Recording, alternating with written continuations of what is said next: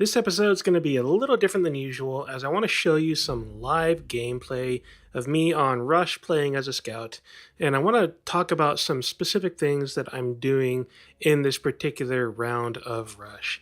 To start with, I want to illustrate the map as the screen is loading here.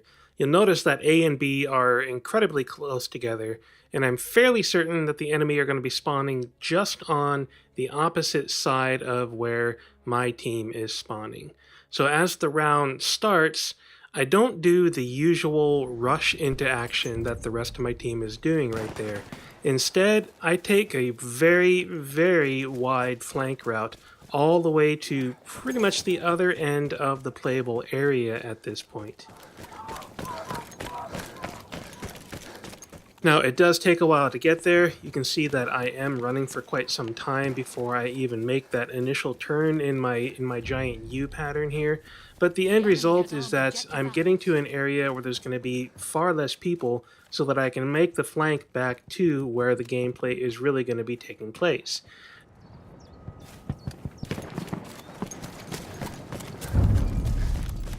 And as I'm moving up, as I'm making the turns and starting to head back toward the action, I do want to stay in the trenches, but I generally want to avoid these pillboxes or bunkers, whatever you want to call them, because they do tend to limit your options in terms of reacting to a changing situation. They just don't give you very much of an out, except for that one door. It's really easy to get stuck in there. Instead, I really want to stay to the trenches and stay to areas where I can find cover quickly and easily, but also to places where I'll be able to change my position on a frequent basis. Now, even though, as you see, I'm not going to get a ton of hits and kills, I will be changing position every now and then, because the more hits and the more kills you get, the more likely the enemy is going to know where you're at. So you don't really want to stay in the same position for too long. You see there I got one assist, but then a couple of hits, and I'm going to go ahead and change positions a little bit, just to give myself a new angle, but also to give the enemy something a little more difficult to track down. Here I'm going to be using some K-bullets, which I've started using again recently. For a while there, I had taken K-bullets entirely out of my setup, primarily because I was playing Domination and War Pigeons, and there's just no vehicles in either of those game modes. But once I started playing Rush again, I started realizing, oh hey, there are more vehicles here.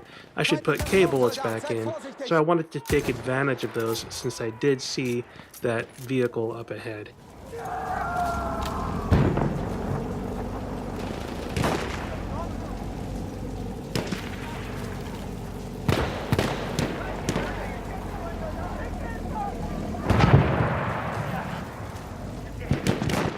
Now, beyond the simple flank just to find the enemies, one thing that you'll notice me doing a lot is using the spot mechanic. And I'm playing on PS4, so the spot mechanic is going to be the R1 button or the R shoulder button.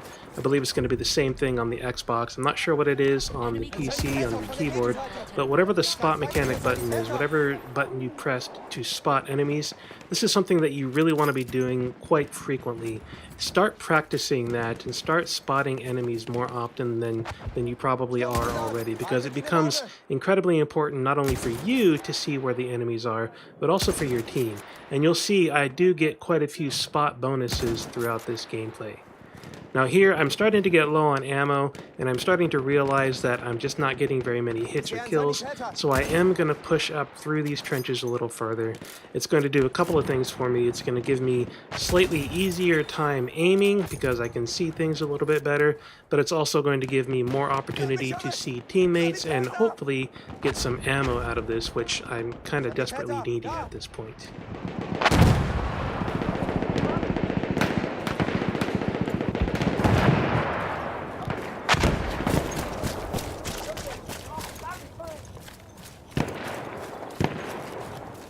Now, the one drawback to getting closer is, of course, people can see you easier.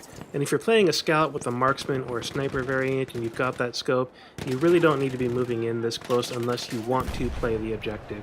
I tend to play the iron sights on the infantry variants, though, so I do need to be a little bit closer than usual, which can sometimes put me into a bad situation like this one. Now, fortunately, through this round, this was my only death. I end up 7-1 for the round, with several of those kills being from assists, not direct kills, but it was still overall a pretty good round.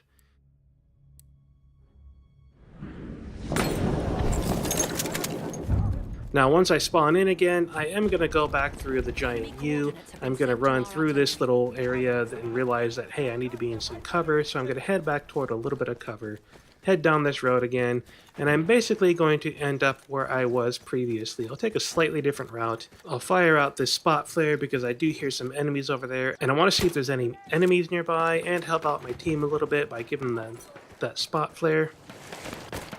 But overall, I'm just going to kind of head back to the same general area.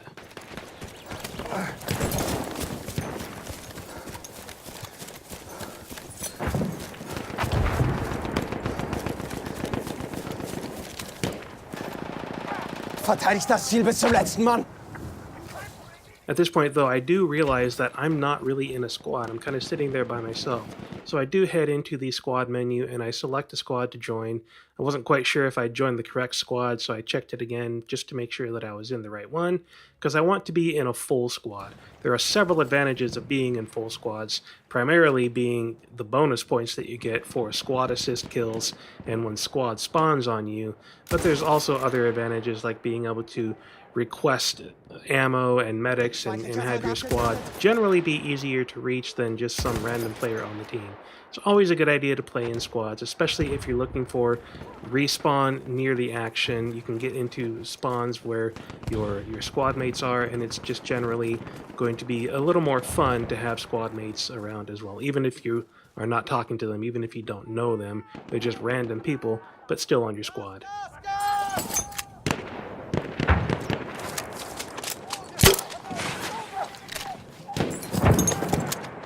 Now at this point, you're generally just going to see more of the same kind of gameplay. I'm going to be spotting a lot of enemies. I'm going to be doing my best to take them down and to get hit markers whenever possible. I do end up with a couple of interesting kills, including one off of a field gun, and then some shots on a tank coming up in a few minutes.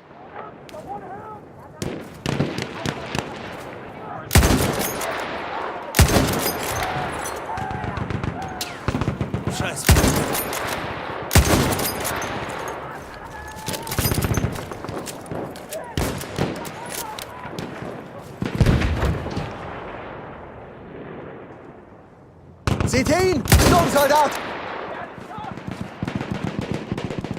So there's that field gun. I do get my aim a little off at first. I wasn't quite sure where the player was, but in a second here I realize where they are, and I do get the enemy hit 100, which was definitely nice.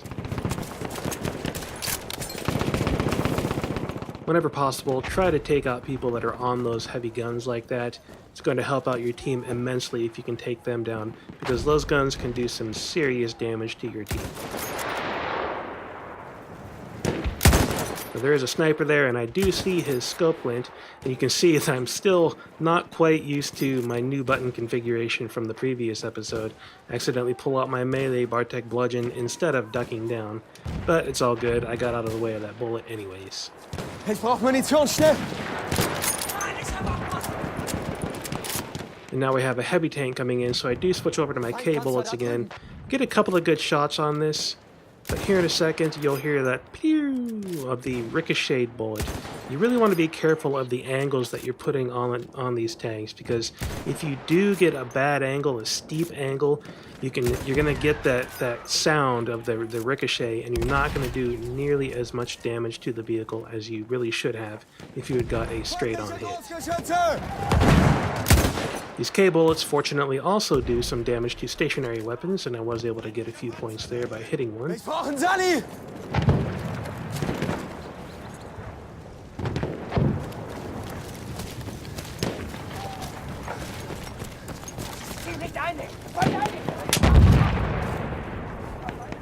But as the round is crawling to an end here, we can see generally that the round was positive in terms of score for us.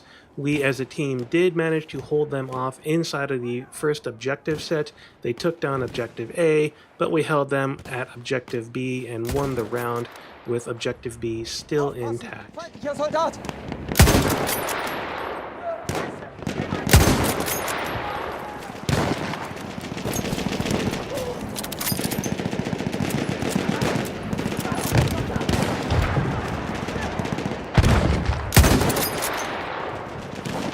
Soldat in Sichtweite!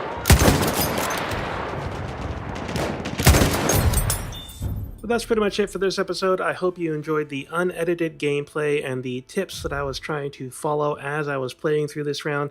If you like the content, do give me a thumbs up, drop some love down in the comments, and be sure to subscribe. Thanks for watching, and happy gaming. Seht ihr ihn? Sturmsoldat!